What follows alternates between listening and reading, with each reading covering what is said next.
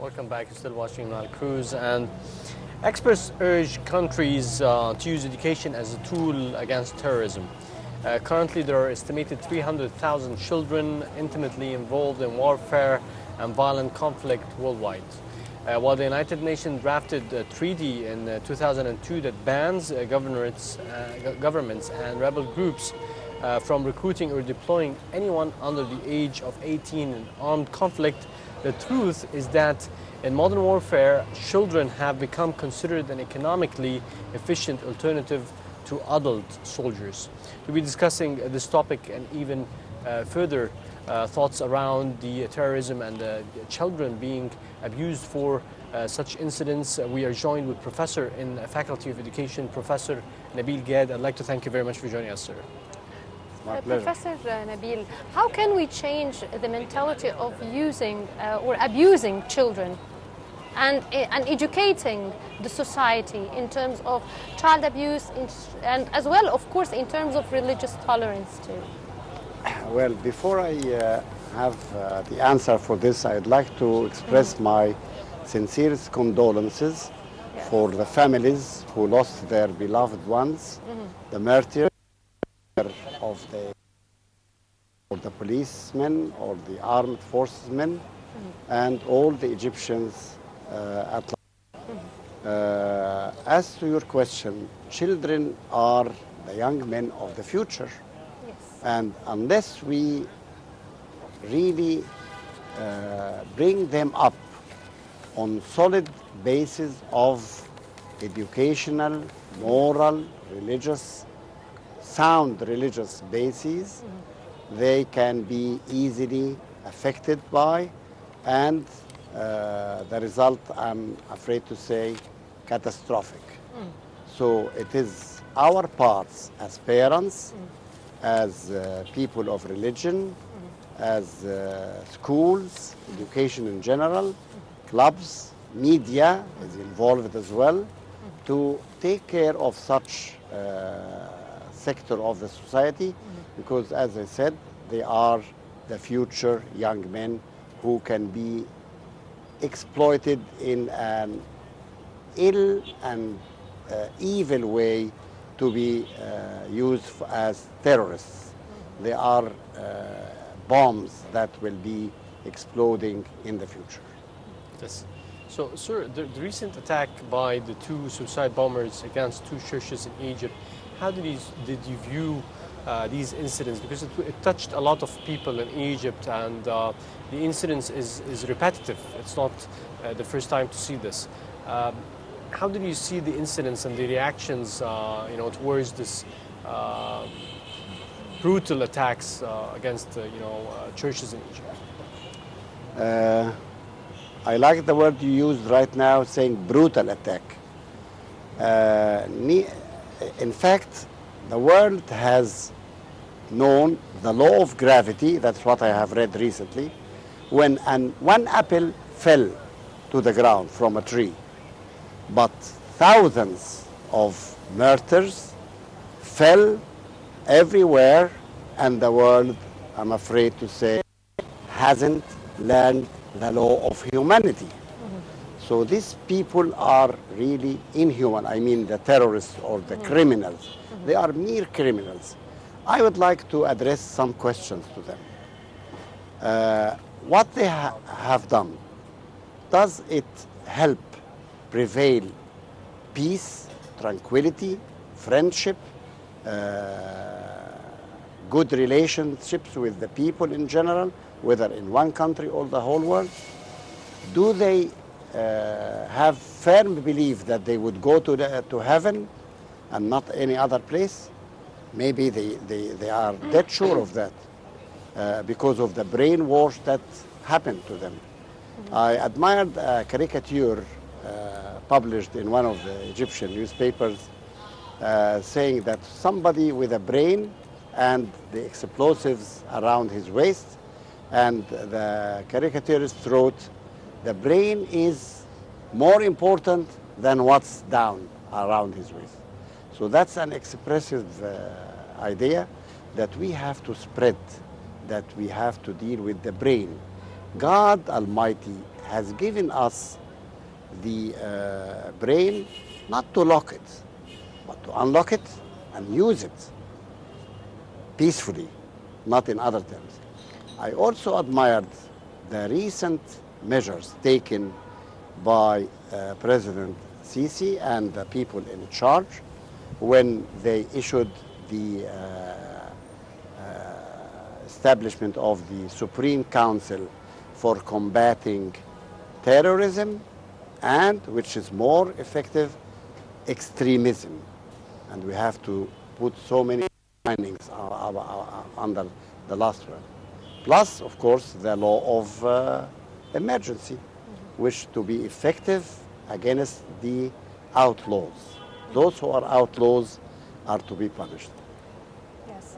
Yeah. Dr. Ged, I'd like to ask you now, what can be the mechanisms that we employ for educating not just the youth, but the society in general about countering terrorism? Because it should be the entire society's role, not just the police and the authorities. Is it changing the mentality? Is it certain attitude and precautions that we should take in consideration? Precautions are a must. Nobody can deny such a thing. But as we usually hear, there is no 100% security all over the world. Yes. It's our responsibility as individuals, as citizens, to cooperate with the people in charge of combating this. They are not the only people to combat terrorism and extremism, as I just mentioned. We are partners with these people. We as citizens, if we have any doubt, the least doubt or suspicion that we have, why not to report this immediately? And the people will take measures to safeguard not only the innocent people that are maybe passers-by. We heard about innocent passers-by in the streets that were hit by the explosion, the terrible explosion that blast in, whether in Tanta or in Alex. And my concern is also to find out who are the inciters and the planners behind such conspiracies. I consider this as a conspiracy against us as Egyptians or as generally yes, as human beings. Yes, it is. We have to know the law of humanity, as I said. And it could happen with the sincere efforts and the will. If we have the will, we'll have the way. Yes. And the way could be definitely the education part, because there is two part of the story: the education, having people to be educated in the first place, because you have a lot of people who are not really receiving education. The second thing is the level of education itself. How are we addressing religion in our curriculum? How we're addressing unity and the concept of unity in the curriculums and the philosophy behind it. So how are you seeing this, being an education expert? How are you seeing this laid down today, and what you would love to see in the future? I would like to see more emphasis put on the curriculum that's used in our education in general. We have to update them and spread the good values, morals, human relationships, friendship among people. You know, neighbors are always so close to each other. If somebody is in a critical situation, maybe not his relative or direct family members come to help him and give the first aid. Maybe the neighbor next to him, maybe somebody passing by in the street could hurry up and give the help. One of the good phenomena I listened to or watched on TV is that some of the victims, or the martyrs, shall we say, of Alex accident a few days before, were taken to the nearest clinic in the street, and the nearest clinic was in a mosque. So isn't that something wonderful? It's really splendid. And we have to encourage such things. Our educators should always have training, updating them with what they have, because they are the people who give the feedback. And if we give good feedback to our youngsters, we can get easily a very good result in the future. I think also, Doctor, we have a major social problem, which is not questioning those who say that they are men of religion. Even sometimes we don't really verify if they are men of religion or not. Mm-hmm. And the concept of always listen to your elders, you won't know better than this person or that, and then you take the words for granted without even thinking of it. We need to learn how to think for ourselves and not just be told. How as I mentioned earlier, yeah, it's our brain which we use. We have to balance whatever, yes, we receive, and but not won't to take... that need education, because we're not trained to do that, whether at home or at school? We are unluckily not well trained. Maybe we had some training, but it's not well trained. As I said, yes, the feed-in will give a very good feedback. Yes. And our religions, heavenly religions in general, taught us how to be tolerant, how to be loving, and if we spread love, peace will prevail, and good human relations will prevail.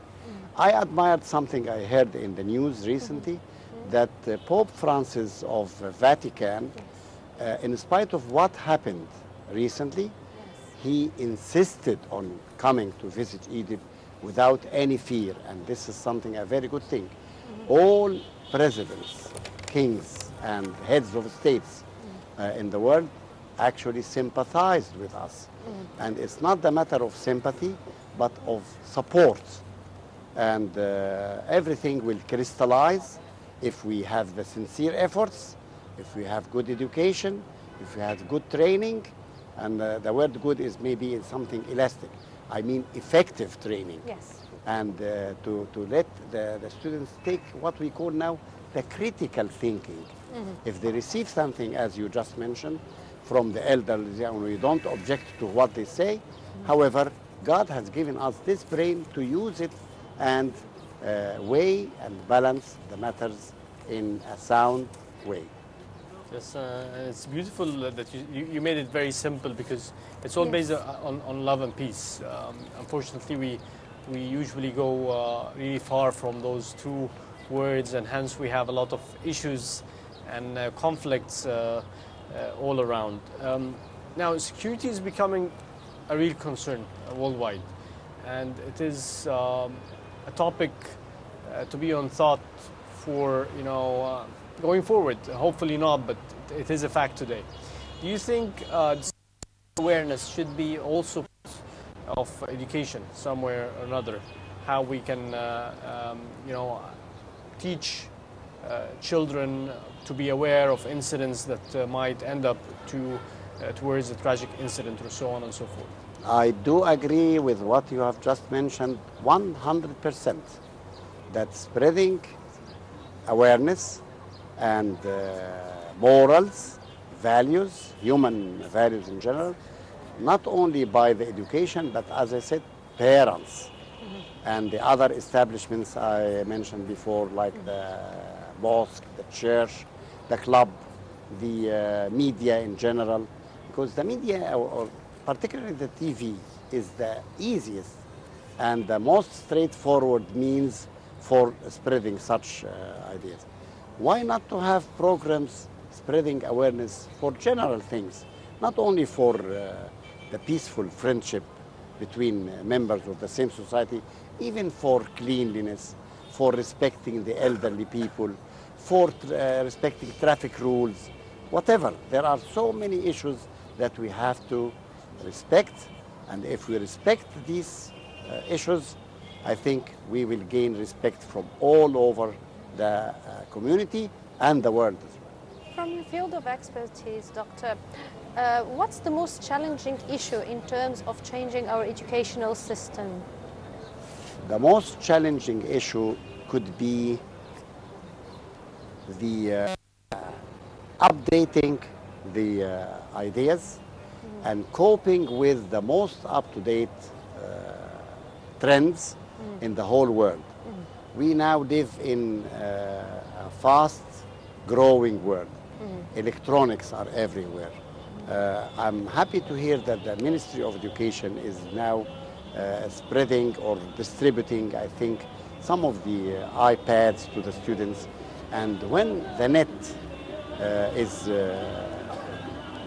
easy to be used by our youngsters, I think this will give them and put them on the right way.